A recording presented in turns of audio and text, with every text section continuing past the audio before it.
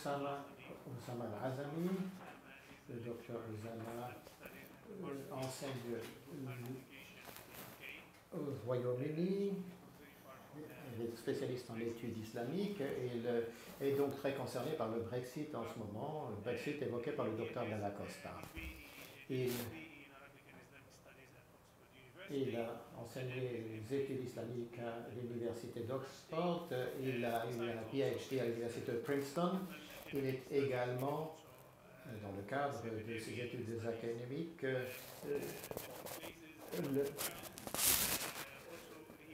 l'auteur de diverses publications dans les séminaires.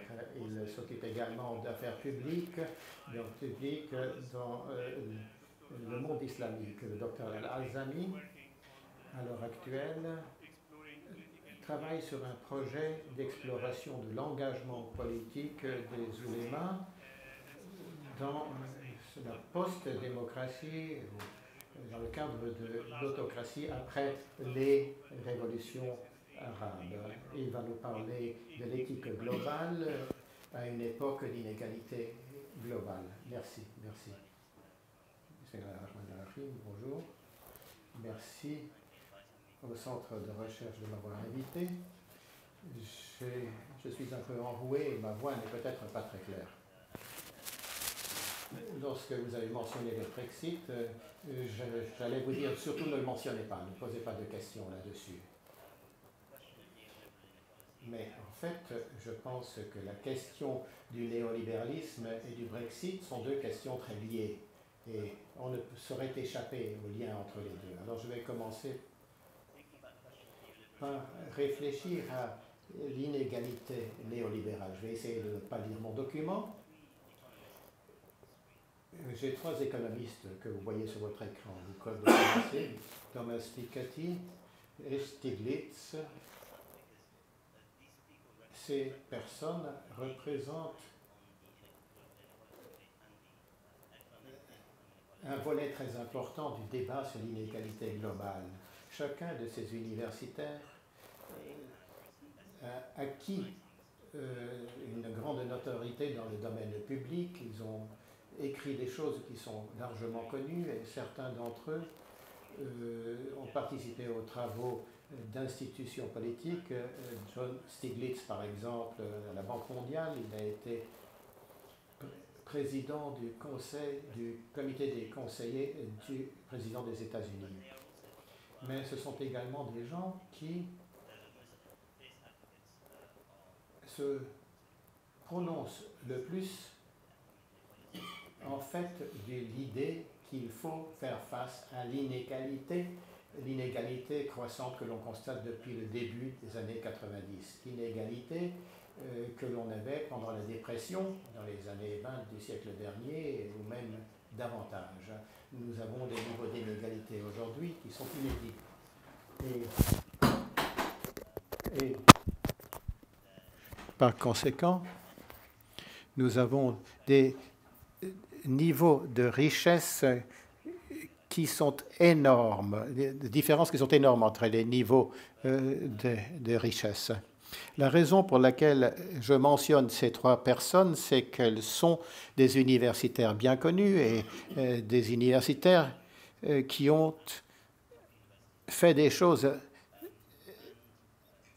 splendides dans les universités les plus fameuses du monde. Ils mènent le débat en Occident et je mentionnerai également d'autres universitaires qui interviennent au niveau mondial. Alors, s'agissant de cette question importante qui affecte les musulmans comme tous les autres, il est très très difficile de trouver des écrits islamiques qui auraient été consacrés à cela. Voilà pourquoi l'initiative qu'a pris ce centre est tellement importante. J'essaie dans mon intervention de promouvoir un discours islamique dans le contexte d'un nouvel ordre économique mondial. Au niveau du discours global, il semble qu'il y ait très peu d'auteurs musulmans qui se soient attelés à cette question. de façon approfondie ces dernières années. Ce qui est intéressant, c'est que ce problème, en fait, au milieu des années, au milieu du XXe siècle, préoccupait certains spécialistes musulmans qui se sont penchés sur la prospérité sociale. Alors, vous avez de 1954 la justice en islam, et vous avez également Mustafa Sibahi qui, dans les années 50 également, pardon, a écrit sur les mêmes thèmes. Le socialisme de l'islam, c'est très, très intéressant, l'ishtirakiyat al-islam. Je pense que ce titre ne pourrait plus s'appliquer aujourd'hui dans notre contexte économique, mais il semble désormais urgent de réfléchir à la redistribution des richesses et au niveau d'inégalité que nous constatons. Il faut y réfléchir au plan théologique également. En ce sens, ce que je suggère ici, c'est que les universitaires musulmans contemporains se sont trouvés cooptés dans une économie globale, puisqu'ils partagent plus ou moins l'orthodoxie prévalente de l'économie occidentale, ou de la majorité des économistes occidentaux, dirais-je. Alors, pour donner un exemple de ce que les économistes occidentaux disaient, c'est que, à côté de ces personnes, en fait, que j'ai mentionnées tout à l'heure, qui mettait l'accent sur la croissance des inégalités, on pourrait citer Robert Lucas, le prix Nobel des années 90, qui disait, dans un rapport de 2003 qu'il a rédigé à l'époque, qu'à son avis, l'aspect le plus nocif, le plus toxique de l'économie auquel on pourrait se consacrer en tant qu'universitaire, c'est la question de la redistribution. Il y a donc une tendance dans les disciplines économiques qui est contestée par le courant majoritaire, tendance qui dirait que, en fait, ce qu'il nous faut, ce n'est pas consacrer notre attention aux inégalités, mais agrandir le gâteau à distribuer. Alors, autre observation que je ferai,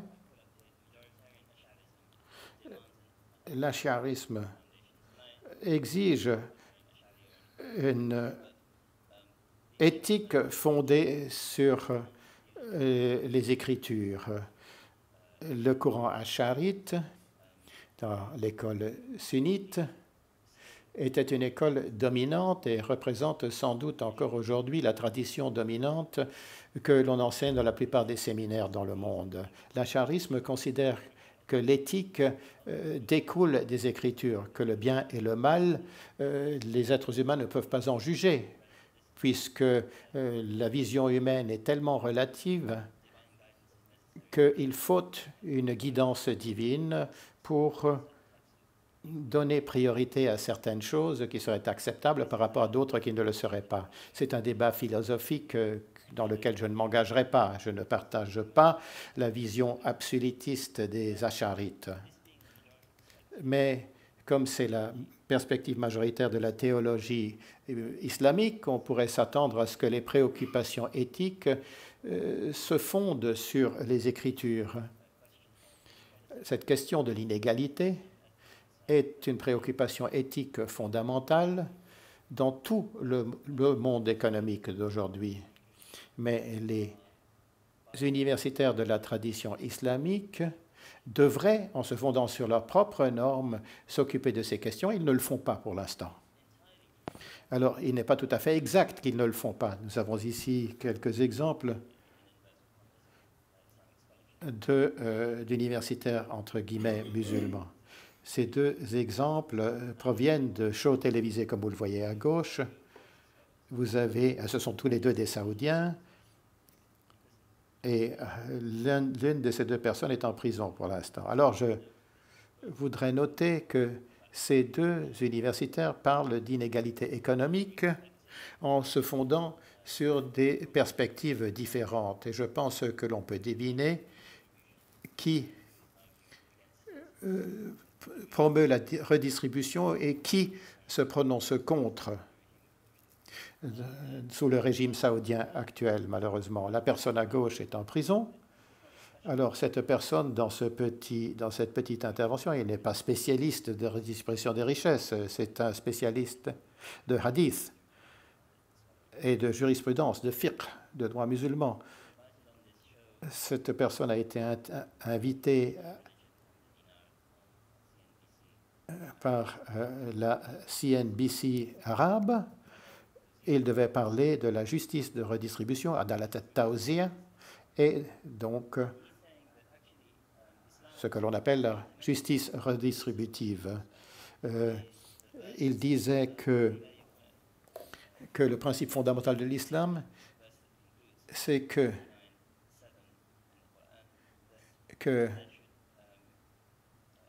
et il cite le Coran, il devrait y avoir un certain degré de distribution équitable afin que la richesse ne circule pas seulement parmi les riches dans la société. Il décrit cela comme un pilier central. La personne à gauche, qui est donc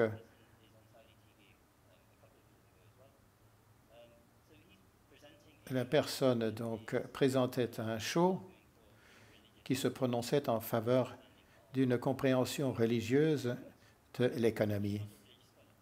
Ce n'est pas un spécialiste de religion, mais c'est l'un des conseillers du prince héritier. Et ici, il dit que l'inégalité n'est pas mauvaise, qu'elle est parfaitement naturelle, qu'il serait même peu naturel d'avoir une société plus égalitaire. Parce que comment pourrait-on soutenir les pauvres s'il n'y en avait pas, etc. Comment pourrait-on faire preuve de charité? Argument étrange, mais en fait, il a essayé de promouvoir cela en se fondant sur des hadiths. Comme je l'ai noté dans mon document, en un certain sens,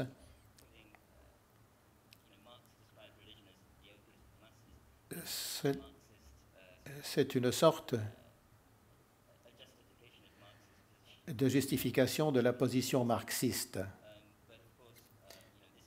Bien évidemment, cela ne représente pas ce que pensent la plupart des universitaires, même si beaucoup d'universitaires, même ceux qui font des commentaires très utiles,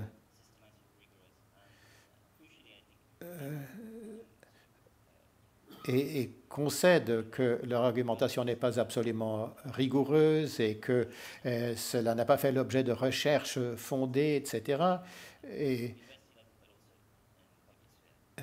que cela devrait en fait faire l'objet justement de recherches. Dans les 5 minutes qui me restent, quelques solutions, si vous le voulez. Il y a certains universitaires qui ont rédigé des ouvrages en anglais.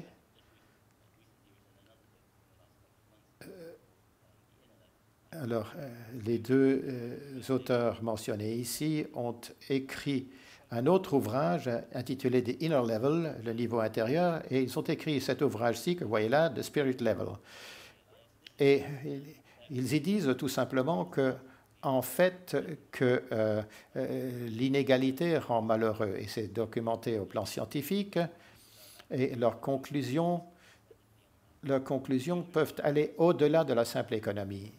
Alors, il disait que l'inégalité, c'est moins de santé, moins de temps libre, moins de contact avec les autres, davantage de violence,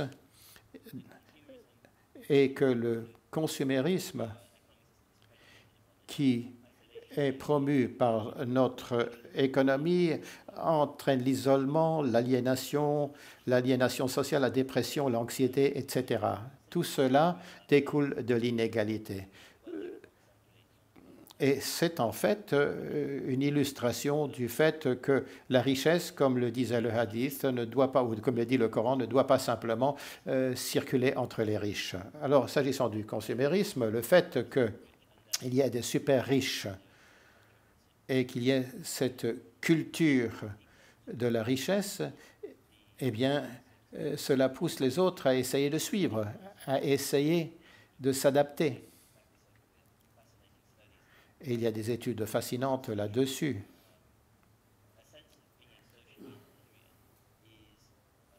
L'essence même de l'infériorité sociale, c'est que cela nuit à la santé physique et mentale. Et les gens essaient de lutter pour ne pas être dans cette situation d'infériorité. Il y a des gens qui dépensent leur salaire entier pour acheter le bon type de chaussures, le bon type de vêtements, pour rester présentables, même s'ils ne peuvent plus payer leur loyer.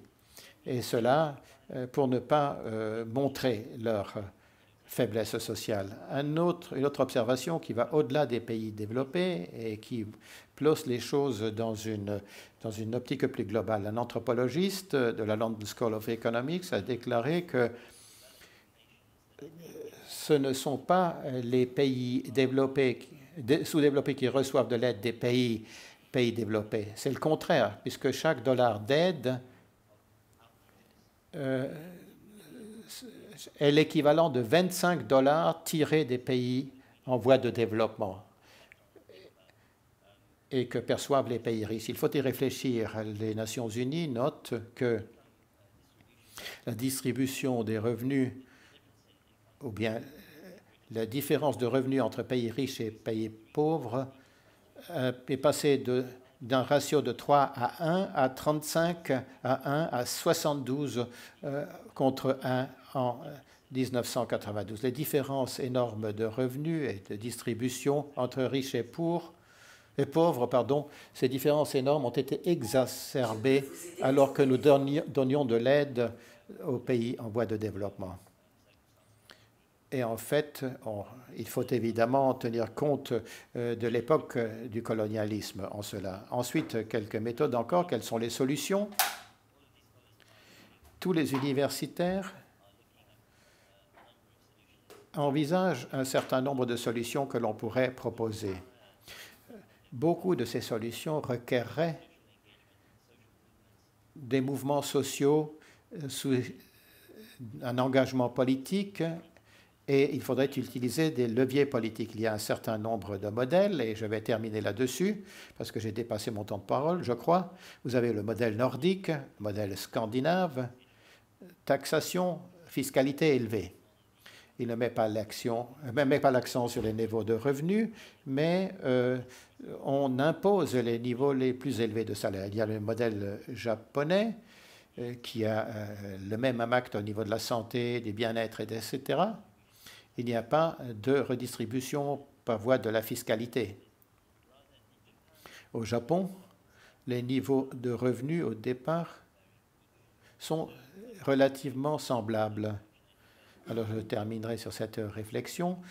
Il y a beaucoup de travail à faire encore. Ce que nous faisons aujourd'hui devait être le début d'un travail de nos oulémas. Merci. Thank you, Dr. Azami. Thank you very much.